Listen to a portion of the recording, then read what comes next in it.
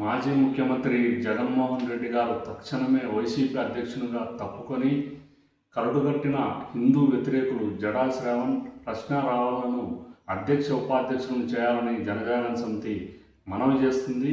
అలా చేయడం వల్ల 2029లో వైసీపీ చాలా సులభంగా అధికారంలోకి వస్తుంది.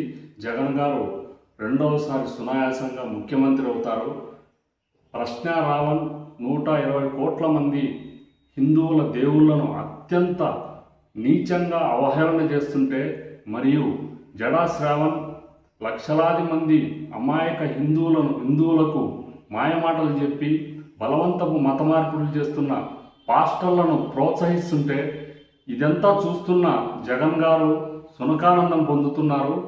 జగన్ గారు బొట్టు పెట్టుకొని హిందూ దేవాలయాలను సందర్శించడం కేవలం నటన మాత్రమేనని తెలిసి కూడా కొంతమంది హిందువులు సిగ్గు శరం లేకుండా వైసీపీకి ఓట్లు వేస్తున్నారు. జగన్ గారు పూర్తిగా ముసుగు తీసేసి వైసీపీ పూర్తిగా హిందూ వ్యతిరేక పార్టీ అని స్పష్టంగా చెప్తున్నారు.